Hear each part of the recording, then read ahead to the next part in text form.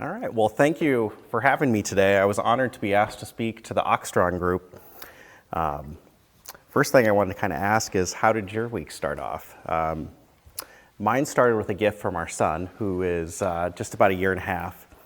He gave my wife and I pink eye. That was horrible. Not a good start to the week. And as the week went on, it kind of got more funny because I would be dropping off at daycare and I was past the contagious time, but past another dad that I know and look at like, wow, he's got pink eye too. And then I learned of another person. So apparently that's a thing.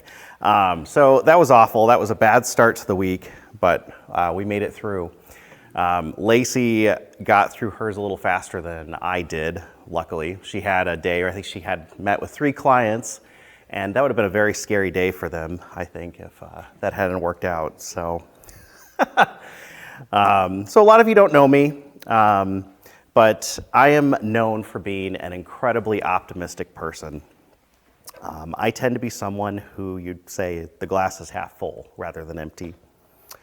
So today I want to talk to you about keeping the faith, a recipe for putting your best foot forward.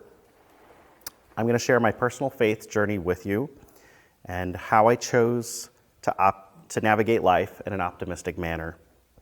And when all else fails, I always resort to sarcasm and then try again.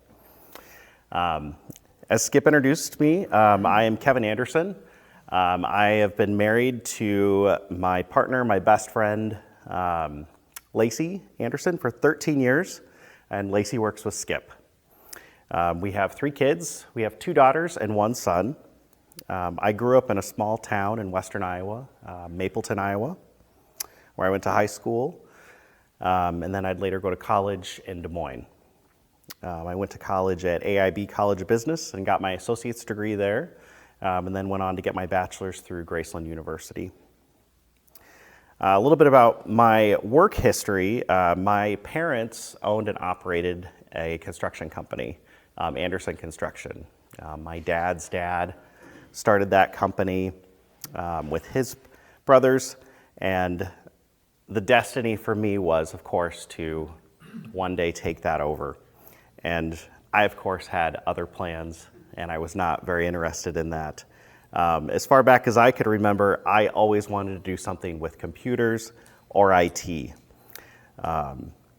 So I think I broke my dad's heart a little bit on that one, but he later forgave me on that.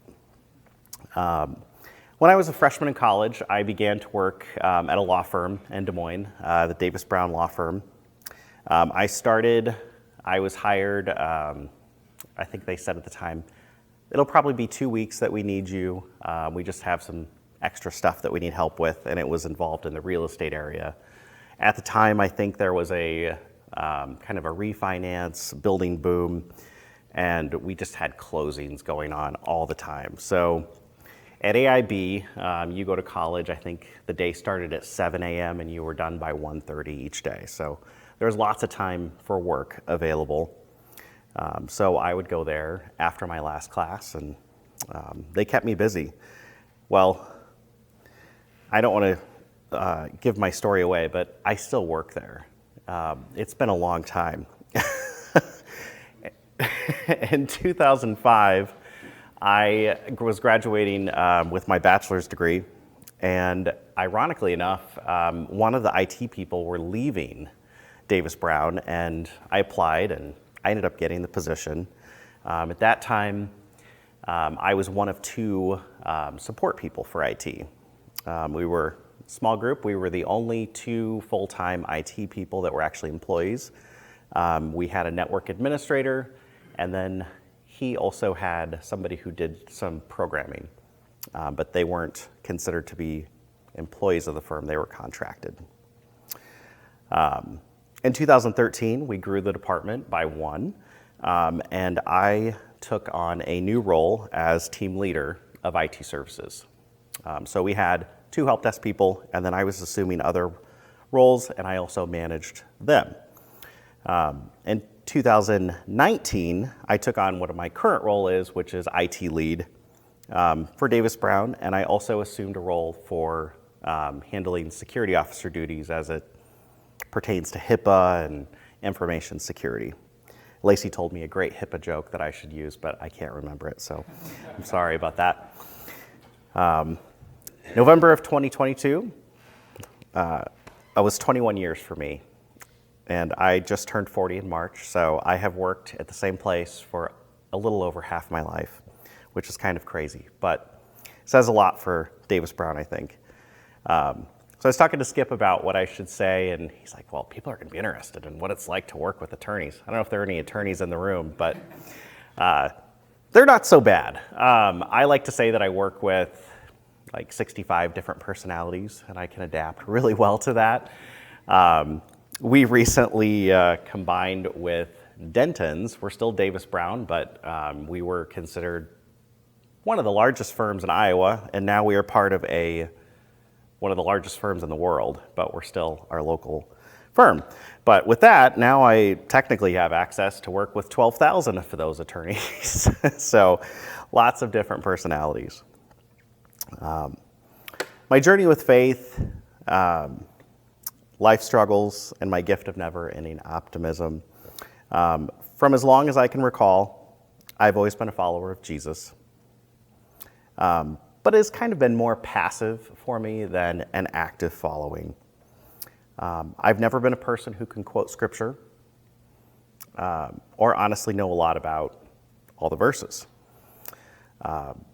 When Lacey and I were getting married, we started attending Lutheran Church of Hope in West Des Moines. It's a great church. We love the experience, but we weren't finding it to be very personal for us. You could really kind of hide away in the crowd, which was great at first, trying to get comfortable with that. Lacey's client, Prairie Lakes Church, she would always talk about them. Always come home, have so much to say, and she kept nudging and nudging. We should go to Prairie Lakes. So we did. We went to a service. This was when Prairie Lakes was meeting at where the Hotel Grinnell is now. This would be my first encounter meeting Linda, who Lacey had met, obviously, and I didn't really know Linda, so I just knew that it was Lacey's wife, Lacey's boss's wife. But we were sitting in the pew, and I was a little nervous anyway because it was a new church and just kind of different, and I didn't really know my way around a Bible. And then here comes Linda, and Linda's like, well, here's a Bible. We do things by the book here. And I think I gave my wife a look like, oh gosh, okay, well, here we go. So I tried to pretend like I knew how to get around that. Anyway, a little down the road, Lacey and I actually began attending pretty regularly in Grinnell, and we made Prairie Lakes our home for a church here in Grinnell. Prairie Lakes has been kind of trying to grow a little bit. They were hosting some meetings in Des Moines to try to gather up interest to see if there's enough to maybe have a Prairie Lakes in Des Moines. So we attended a meeting for that, and it was at that table that we were introduced to a group of amazing people who have taught us so much about our faith and the meaning of church. But, little did we know, this group of people we made such a strong connection with. We become really great friends, and we are part of a small group that meets regularly with them. And we'd consider these people that we do life with. Being part of that small group has taught me so much about God, faith, and life. One of the biggest things I have learned is the power of prayer and how strong that is and what a need it is. I've learned how to pray for myself, for my family, and pray for others. That's been very helpful. And what happened more is even when we decided to join in, I've been kind of nudged by some people in the group to join a local men's Bible study, and I'm like, I don't know. It's Saturday morning, it's my one day to sleep in, so I did. I actually joined. I'd been attending the Oxstrong meetings some, which has been so inspirational, hearing so many stories. learning from other people's experiences. It's been great. I think this is a great group. What felt intimidating at first about joining a men's group quickly felt very welcoming. We dive into Bible verses and stories, relating them to our lives today, or just, talking about life in general. Being part of that group has allowed me and the others a safe place to open up in, something that I think men are not fond of doing, but need to be able to open up to somebody. If you haven't found a group yet like that, I would encourage you to give it a try. Some of the most valuable things I've learned from these groups are the ability to show my positivity and how my positivity has helped me handle life's challenges, and also how to be a good example to other men. Now I'd like to kind of talk to you about some of my life's unexpected twists and turns and how we've kind of dealt with that. And I want to start with my father. In the fall of 2018, my dad had COPD. He'd been a smoker for years, and he started getting worse. So he was actually had oxygen at home that he could use when he needed, and at first it didn't seem like it was really all that different for him. He kind of carried on. Well, he began to struggle more with his breathing, and he ironically had an appointment already set up to follow up and see how he was doing with that. And he went in, he drove himself to the appointment, and he went in for the appointment, and they're like, Steve, did you know that your lung is collapsed? And he's like, well, breathing hasn't been very easy, but I just figured whatever. Well, they said, well, you need to get admitted to the hospital and, get that handled. And of course, they wanted Dad to get an ambulance. Well, he wasn't about to get an ambulance. He drove himself to that appointment. So he said, fine, I'll go, but I'm going to drive myself home, and I'm going to get my wife, and then we will drive to Sioux City, where they had to go, which is about 40 miles away. And I think the appointment he was at was maybe 20 or 30 miles away. So that's what he did. He drove home and told my mom, and they got in the car and drove to Sioux City. And of course, my dad drove. He wouldn't let Mom drive. He's perfectly capable of doing that. I remember them calling my sister Holly and I, and they told us what was going on, and they kind of tried to play it off a little bit. My sister and I were worried.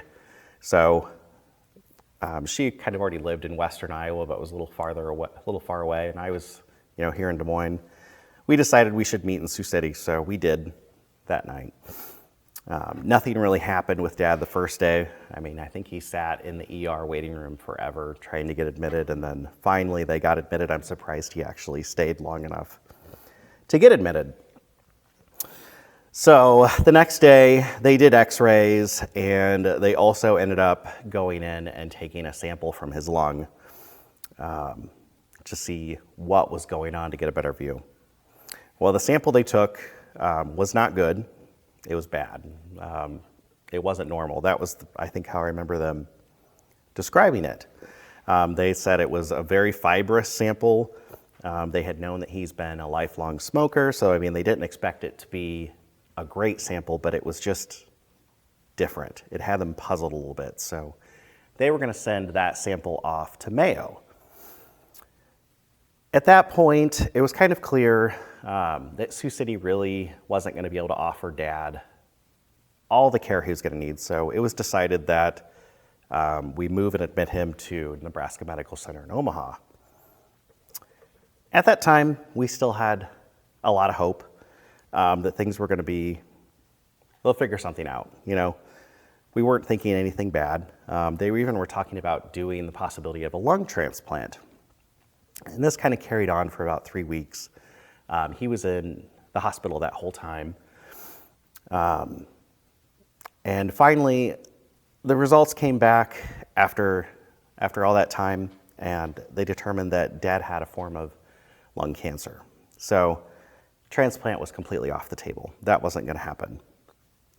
But At this time, we knew and we believed we still had time, but we didn't think it was going to change that much. But we could also tell Dad was, kind of deteriorating a little bit. I mean, he'd been in the hospital for a few weeks now. Since there was nothing else that could be done, my dad said he wanted to be closer to home, and he had jokingly said that he did not want to die in Nebraska, for God's sakes. Like, get him back to Iowa. I don't know where I get my sarcasm. I really don't. So we did. We made arrangements for my dad to be moved back to Iowa. My parents lived in western Iowa. Ottawa had a palliative care facility that could take him. But due to his condition, he had to be transported by ambulance. So that day we felt like everything was good. He was in good spirits. He seemed positive and normal. He was excited to get up and move somewhere else. So we said goodbye. We gave Dad hugs and said, we'll see you in Ottawa. And we all loaded up in our cars. We all had cars there, obviously. So we were excited to be getting out and getting closer to home. We knew the outcome wasn't going to be what we initially wanted. That being that, Dad would be around for a long, long time. I remember stopping at Arby's on the way home, or the way back over to Ottawa with my sister and Mom, and we had a quick lunch, and we were heading down I-29, and, I don't know what we were all thinking, but you're just, wow, here's something new, we're gonna deal with it. However, in what seemed like almost an instant, an unexpected change had happened. I remember parking my truck at the clinic where they took Dad, and one of our close friends that worked there was calling my phone and trying to get a hold of us, and she was trying to tell me in the most gentle ways that my dad was actually dying. It was en route to Ottawa that his health actually had changed. In Omaha, that was one of the last times we'd get to actually talk to Dad. He was still alive in Ottawa, but he just wasn't in a state that he could really talk. But he did get his last wish. He did not die in Nebraska. He actually passed in Iowa. So he did get his final wish. It felt like forever, but it was only 30 days' time from beginning to end when all of that started. It felt like such a long time living in Des Moines, trying to be there with my family, but still you have work, you're trying to be a good husband, trying to be a good dad, and all the back and forth. It was a lot. Losing my dad was one of the hardest things that I have ever encountered, but I chose to harness my optimism and not let it define me, but remember all the good times. I remember things Dad brought to our lives that make us better, to make me a better father to my own daughters at the time, and a better husband to my wife. All right, well, let's move on to something a little better, but sorry. So my dad passed, and time went on a little bit, and Lacey starts nudging me about, we should have a third child. And I think I looked at her like, I think you've lost your mind. We've already talked about this. We are not going to have a third child. So I said, I was going to actually try to poke at Nate a little bit, but Nate's not here. I was going to say if he related to this topic at all. But anyway, backstory on our kids. So I mentioned we have 3 kids in an introduction. Our oldest daughter, Carly, she's always going to be the baby. I always remember being told, I remember like when we talked about having kids, we'd met with Lacey's doctor, and she's like, I don't want to hear from you guys for like at least 18 months. Don't get discouraged. This doesn't just happen. Well, she lied. I think it was a month later, we found out we were pregnant, and we were excited. We were thrilled. I remember rubbing Lacey's belly, and I would joke like, "Oh, blue-eyed baby girl, blue-eyed baby girl." I just always, I wanted to have a daughter, and I thought blue-eyed baby girl would be great. I got it. I got a daughter, and she had blue eyes. That pregnancy went well. Everything was great. We loved having Carly. She made us the perfect family, so we thought, and eventually we wanted more. So we decided to try for another child. This was about 5 years later. And to our surprise, we became pregnant really quickly. And we were off to the races again. However, this time it just didn't pan out. I remember going in for the checkup. We were excited to do the ultrasound, but they didn't see the heartbeat, and they said we had lost the baby. Well, cue up my optimism. I remember telling Lacey, it's just too soon. She was devastated, but I'm like, seriously, let's just come in next week. I'm sure there'll be a heartbeat. And it had to be explained to me that we truly lost the baby. That was really hard. But determined, we tried again. And again, we found out we were pregnant. And this pregnancy looked strong, but it quickly ended, and we lost another one. Again, discouraged, but not ready to give up. We knew we wanted a second child, so we tried again, and we became pregnant. And I really don't want to ruin the surprise here, but we lost that one too. So that was 3. This was really starting to get hard. We had some serious talks, but we decided, let's go for it. We're going to try again. And another spoiler alert, we lost that one too. That was 4. This really started getting super hard.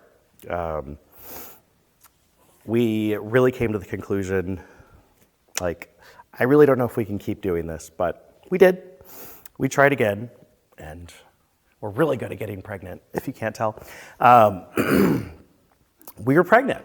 We got a positive pregnancy test. So we were like, all right, here we go. Okay, we're going to do this. And we actually found out that was more like a chemical pregnancy and that she really wasn't pregnant. So that was 5.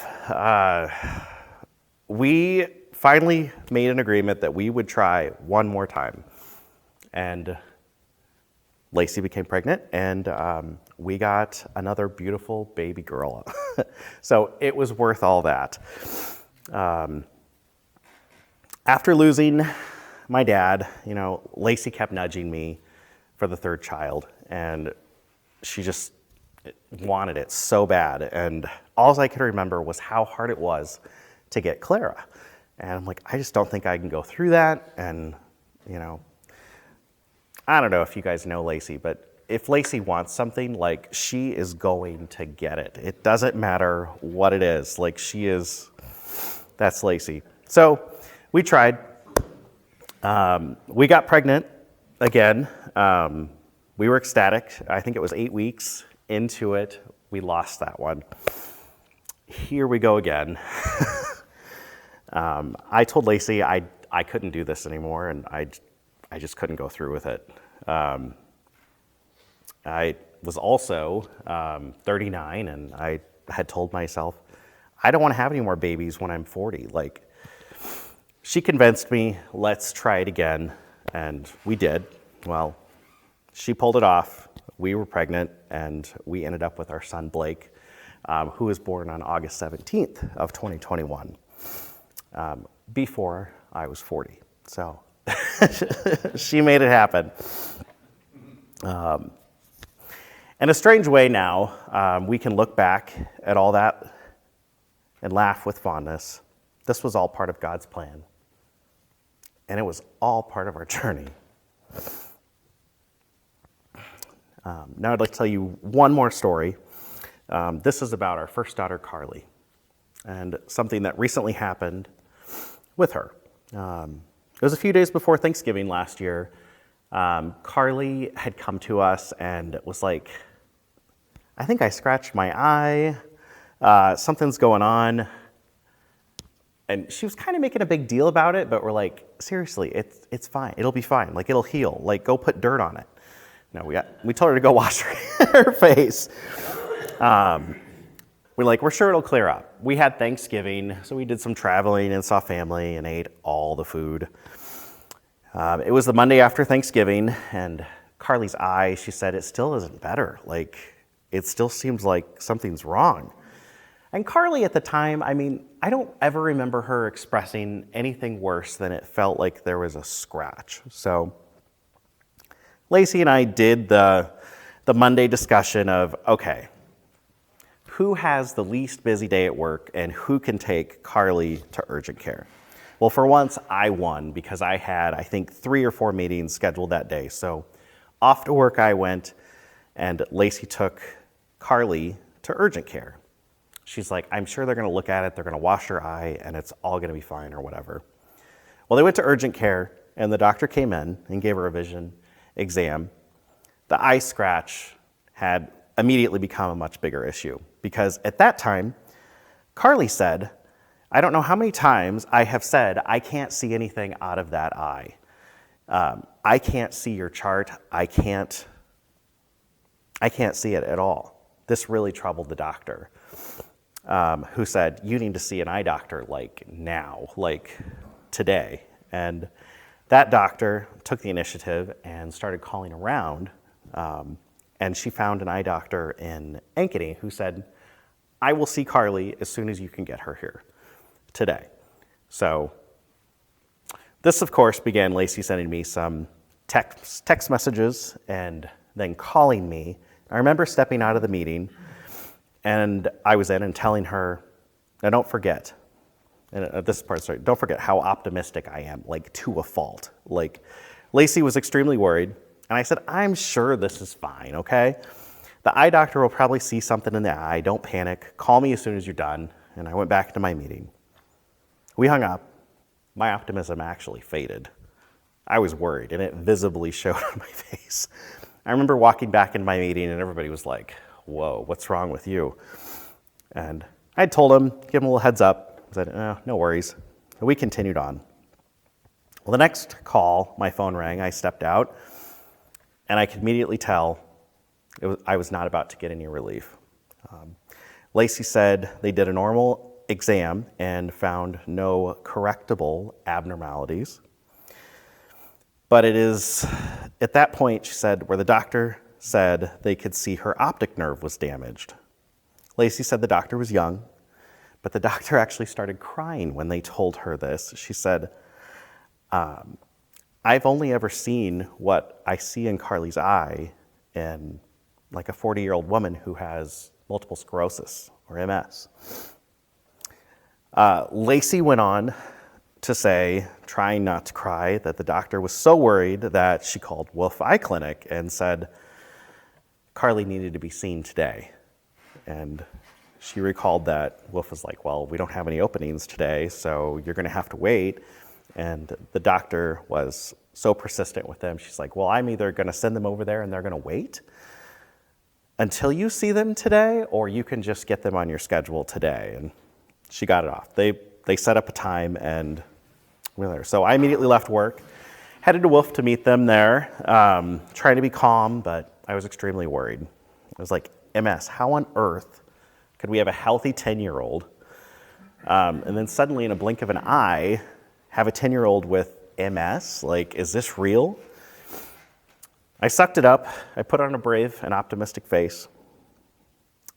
This had to be a big misunderstanding. It just had to be. There had to be something going on. I don't know if you've been to Wolf Eye Clinic, but it's not your normal eye visit. They have, it's like times 100. They have all these machines. They take all these different pictures of the eye and the optic nerve, and they can see a lot of stuff. They put Carly through all those tests, and then we met with the doctor, and she did an exam, and she was alarmed and worried. She said, I think Carly needs to have an MRI right away so they can get a better look at the optic nerve that was swollen. She didn't really say a whole lot at that time. You know, she said, you know, this does present an MS, so that is a concern. Carly didn't get to go home. Carly had to go from Wolf straight to Mercy Children's Hospital, where they had room to admit her. I think this was kind of, COVID was a thing, so like we couldn't take the kids in at all. It was just us and Carly. That was the beginning of a 5-day stay. Carly had an MRI that confirmed her optic nerve was swollen. They said she had optic neuritis. We were being seen by several doctors, including a pediatric neurologist. They decided that the best course of treatment was 3 days of very high dosage of steroid via IV. They had told us that basically we're going to give her enough steroids for a small pony in hopes that that will shrink the swelling on her optic nerve, and then her vision will come back. After day 1, it was apparent it worked. It was working right away. She could start seeing. It was crazy. Like she went from, if she closed, I think it was her right eye, if she had closed it and you held something straight out in front of her, she couldn't see it. Nothing was there. And all of that block started coming away and she could see. So we were excited. They also had said they wanted to run some tests. They said they needed to do a lumbar puncture to get spinal fluid for testing because of the MS thing. And there's a couple other things that she could have potentially had. So they wanted to see what was going on. So they did those and sent those off to Mayo. So we were excited. Her vision came back. I mean, by the time we checked out after day 3, I mean, she was reporting pretty good vision. It still wasn't perfect, but it was on its way. So she left on a steroid taper to come down off of all of those steroids. So she was on that for a couple weeks. And we had a lot of follow-ups with the neuro doctor. And at that point, all the tests came back negative, which was huge. So we didn't have to worry about all that stuff. The doctors were still very stunned what had happened, but Lacey and I kind of chalked it up to maybe it being a side effect of COVID. 10 days before Blake was born, Carly came home from, I forget what camp she went to. I think it was a church camp. And she actually tested positive for COVID. She was she had all sorts of stuff going on when she got home. And so she tested positive. So she had to kind of isolate in the basement 10 days before her brother was born. And we kind of just chalked it up to maybe it's a side effect of that. Life continued. We kept our visits going. Carly's doctor, her neuro doctor, had looked at the results again. She was just still kind of searching for what was going on. And she had noticed that there wasn't really a result that showed for, they call it MOG. I'll get to that in a minute. But she wanted to do a blood test and send it in for testing because she's like, I don't think that actually got tested for. So we just need to clear that up. So we're like, all right, let's do it. Like, life's going good. It's fine. So they did the test, and the results came back, and Carly actually tested positive for, it's called MOG-AD. It's an autoimmune disorder.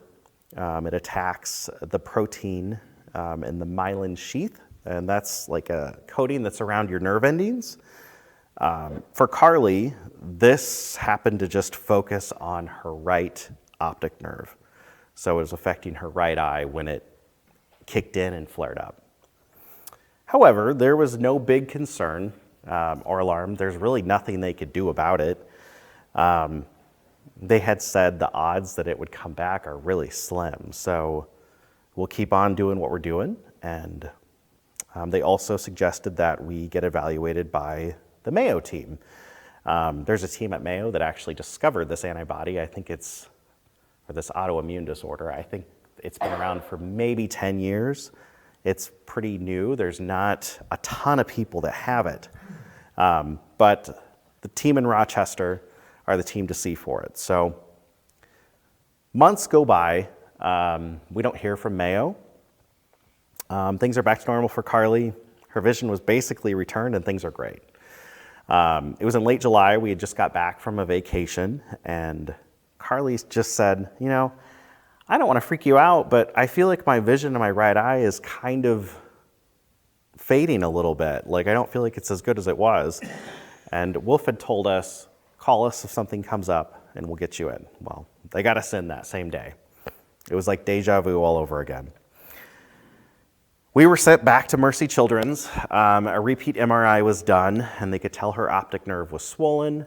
It wasn't as bad as it was the first time, though. But it was still presenting again as optic neuritis. But she had caught it right away. Like, they said she must have caught it like within a day or so of it happening. So they said, we'll just do the steroid treatment. So they started the steroid treatment again. Day 1 goes by. Nothing's changing this time. Day 2 goes by. Day 3, nothing. No change in her vision. It did not respond.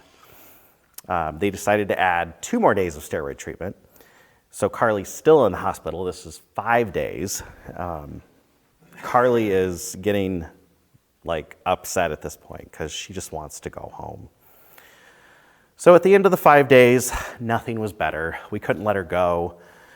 We asked, what can we do? The neurodoctor had done some research, and they decided that they were going to try to give her IVIG, which is, I think, plasma extraction. It's been known to help with this, but that would require another 2 days in the hospital for her, which Carly was not excited about, but we forced her to do it. We did the IVIG treatment, and IVIG won't immediately show any results, but it will start over the course of 30 days, so it'll kind of keep working in the system. Well, it actually worked. It seemed to restore after some time. Carly's vision came back.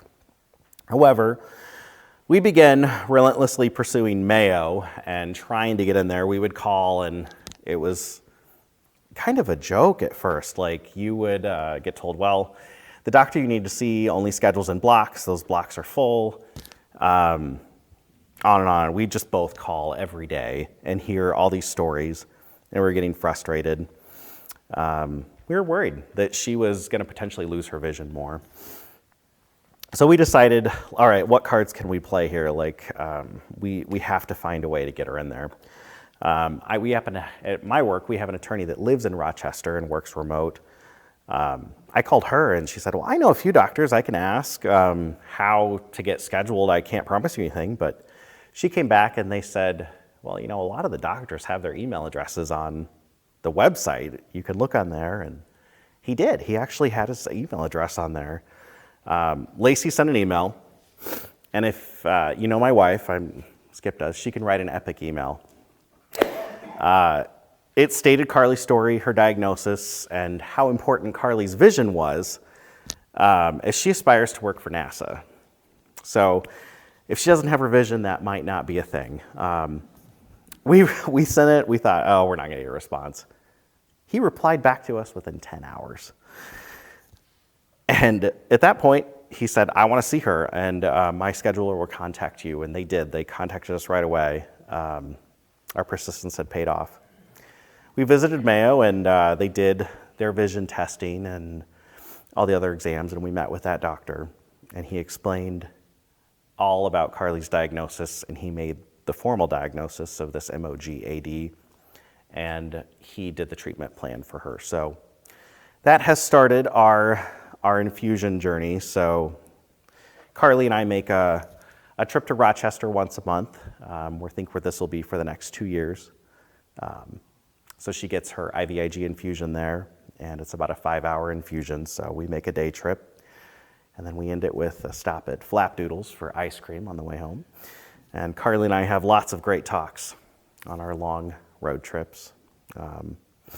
We're very optimistic that Carly will get to end her infusions in about 1.5 years, and we have great hope that she'll make a full recovery thanks to the help there at Mayo without any long-term effect. So to kind of branch everything back together, from Dad's ordeal, that was such long days, and I remember going back and forth, and I would be in Des Moines, and then back at mom's, and his mom and I would be like, oh my gosh, I need a drink. Like we would stop and have a nightcap and go home, and then we'd be back at the hospital, spending that time. During the miscarriages that were happening, we found a distraction of camping, so I got roped into getting a camper, which was crazy. But that led to lots of adventures occurring, and then all this one-on-one time that I get to spend with our oldest daughter now in the car, to make the most of that. That's hard to get that time when you have 2 other kids. We just try to make the most of it. Through these challenges and others in life, I have always made it a point for my family to make memories and pursue happy moments, even in the most trying of times. The list of camping trips, the stacks and stacks of pictures, and the book I could write about all the adventures and memories made in the midst of all this are truly what define our story and my walk with God. So I say, take the damn picture and smile. Make those moments. You can't get those back. These are just a few challenges and issues from my life and how I chose to respond. Ask my wife, ask your wife. Our responses set the tone. Showing some optimism and remaining positive can go a long way.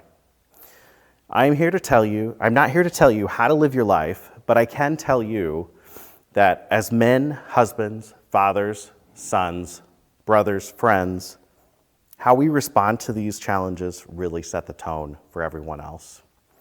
I encourage you to take a step back and give that some thought. And again, I would like to thank you for allowing me to speak today, and wish you all a Merry Christmas and Happy New Year. Thank you.